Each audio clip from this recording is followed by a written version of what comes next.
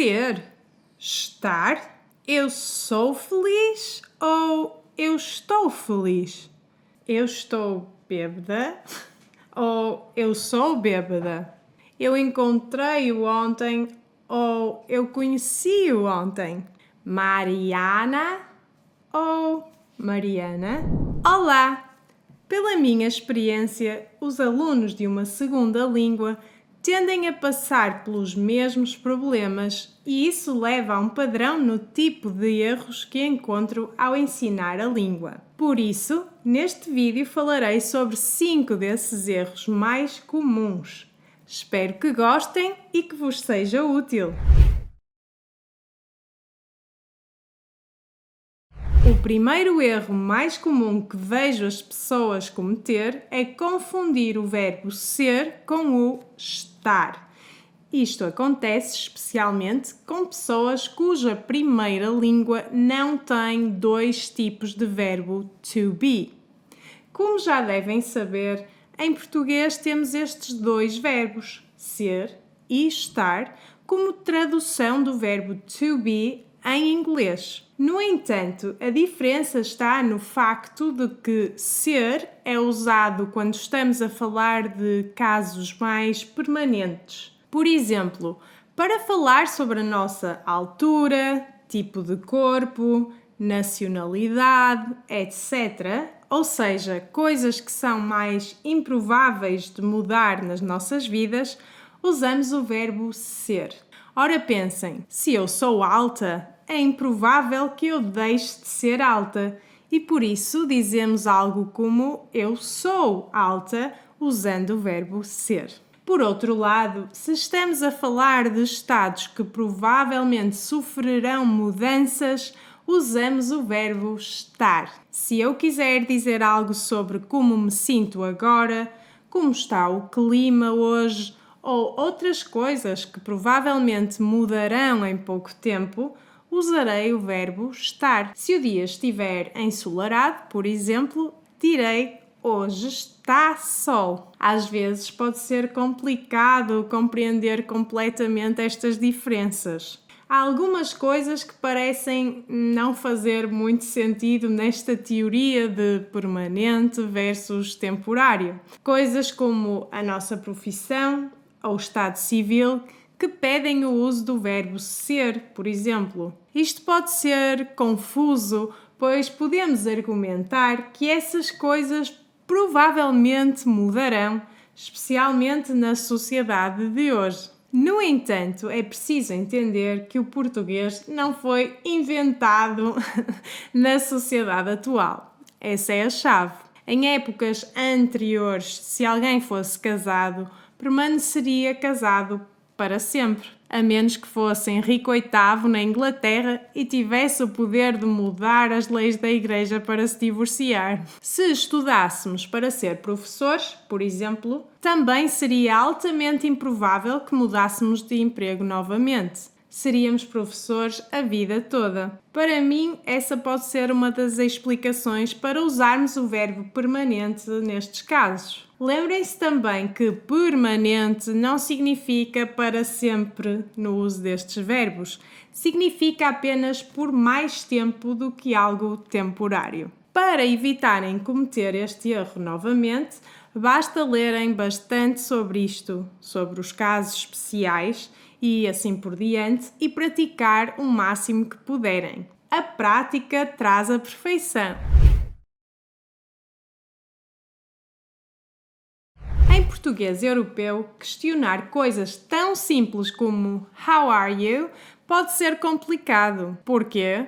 Por causa da ordem das palavras nas chamadas WH questions. Primeiro, um pequeno apanhado do que são as perguntas WH. São aquelas perguntas que começam com palavras como, quando, onde, etc. Agora, os alunos chegam até mim muito confusos sobre como perguntar as coisas. Isto é assim, pois temos muitas maneiras diferentes de fazer a mesma pergunta. Vamos ver os seguintes exemplos. Como estás? Como é que estás? Como é que tu estás? Como estás tu?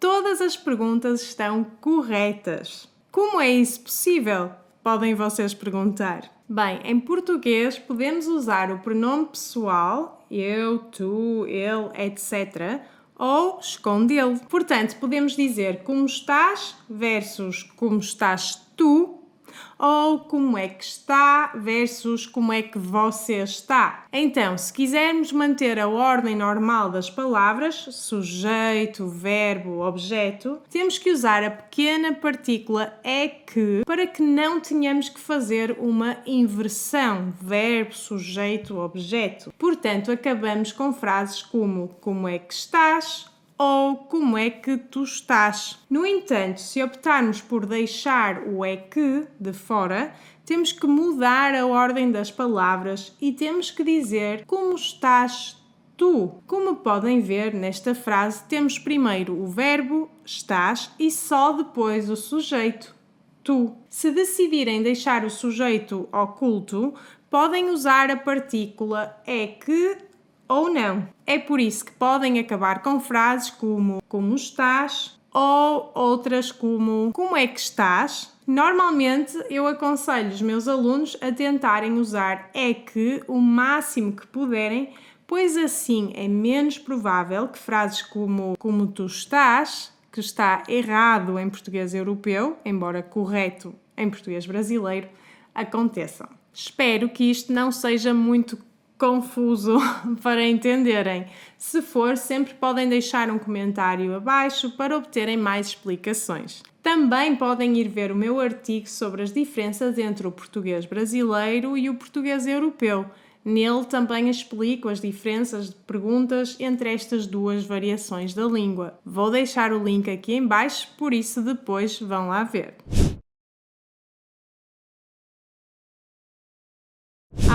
A pronúncia. Esta é uma das coisas mais difíceis de entender no português europeu e, infelizmente, um dos erros mais comuns que os meus alunos cometem é pronunciar mal as vogais A, E e O. O que normalmente acontece é que as pessoas tendem a pensar que estas devem ser pronunciadas como vogais abertas, como acontece em línguas como o espanhol ou o italiano, e até mesmo o português brasileiro. Na variação europeia, no entanto, essas vogais podem ser pronunciadas de 4 maneiras diferentes e raramente são pronunciadas com a pronúncia aberta. Se olharmos para a vogal E, por exemplo, já devem ter notado que ela é dificilmente ouvida em muitas das palavras do português, principalmente se for colocada no final. Palavras como esta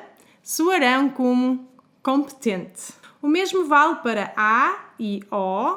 Esta última vogal até pode soar como U em muitas ocasiões. Já nos ouviram dizer esta palavra?